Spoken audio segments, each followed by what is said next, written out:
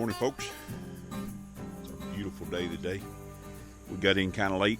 Yesterday we went to Farmington.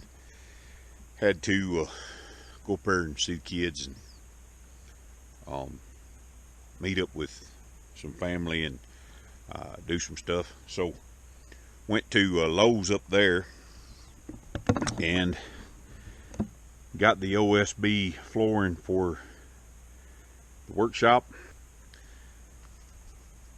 I'm gonna get back at the workshop today, hopefully get the flooring down so that tomorrow we can run into Sholo, order the metal for the roof, and get the rest of the framing, possibly the doors and windows.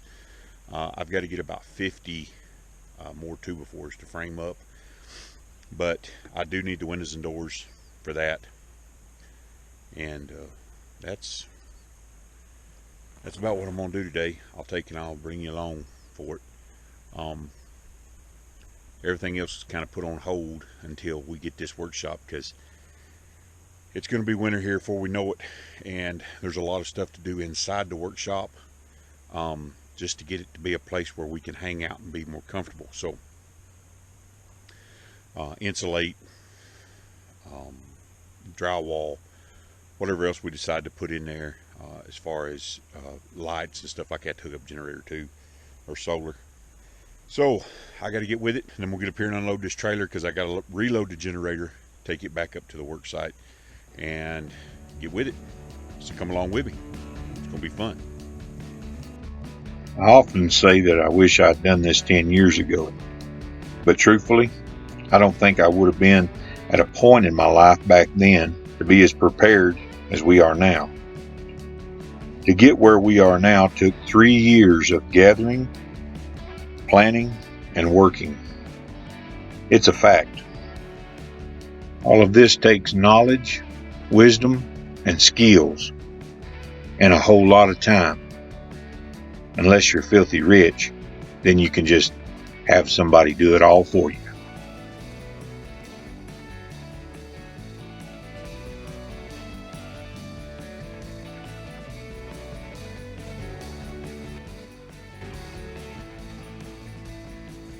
It may not look like I did a whole lot, but I have. I want to show you our drop girder system and explain to you the benefits of it. And number one, it adds extra support. What I've got here is I've got a series of posts down the middle of this building, and then I've got 2x4s dropped underneath it. Now I could have used a 2x6. I didn't have 2x6s, so I used a 2x4. And the floor joists are going to sit directly on this. I've got a post in the middle, so it's only spanning 4 feet each time. And then I've got this post here in the center of the whole structure, and this floor joist runs all the way across the building, so it all ties in together. This makes it super stout. Now, benefits of this.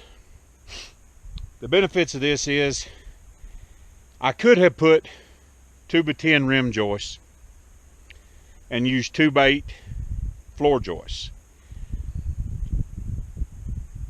It would have cost me almost $100 more.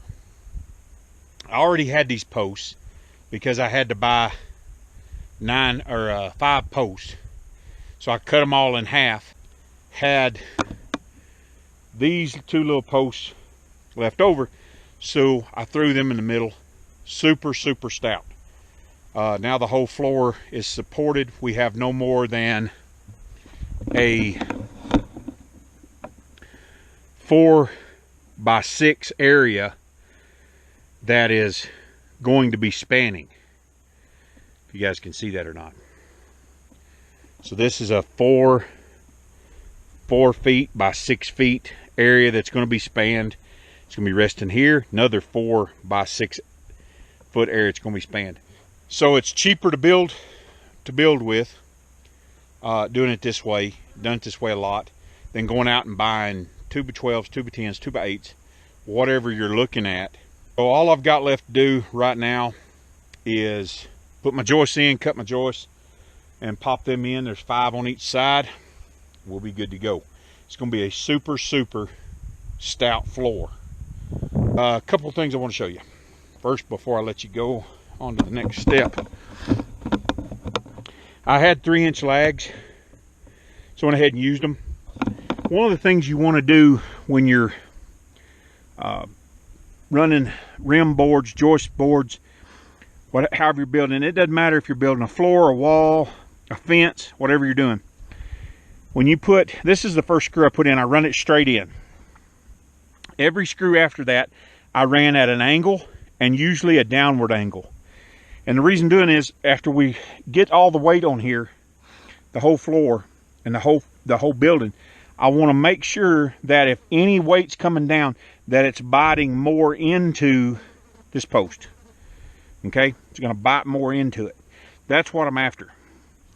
And the more different directions you can put screws into the wood or nails, either one, it's going to help support that wood. It's going to help take and hold that wood so it doesn't pull off. When you've got one coming in this way and one coming in this way, and they're both at an angle, it's hard for that to pull off or to pull off the wall.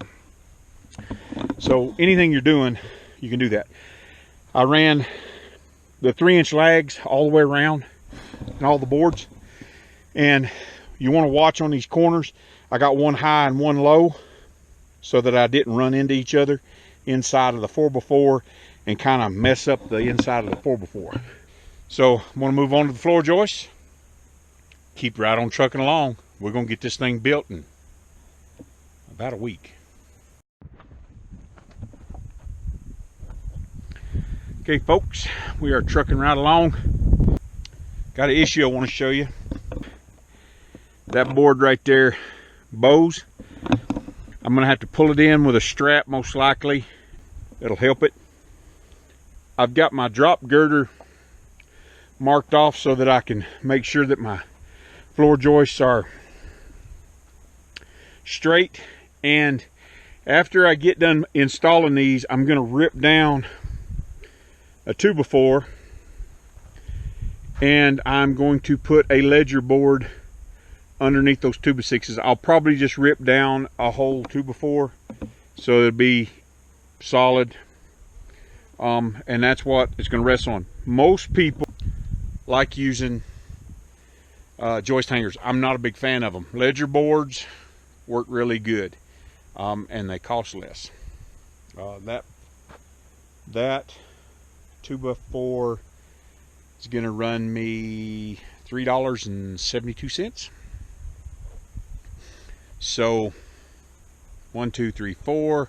Get out 2 of them, $6, $7.40, $7.44. And I've got it all. TGI hangers, they're going to run $1 a piece. So 13, that's 26, that's 26 bucks. Beat that all to pieces with just rip down 2x4. All right, guys, we got the floor joists in, and you can see we missed a few spots. Some of it's just soaking it up because it's dry. So we're out of the fence and post paint, asphalt. So instead of wasting the daylight today, it's 3 o'clock. We're going to run in to town, grab a load, come back, start early in the morning. We're about ready to leave. So that's going to do it for today. Appreciate you guys.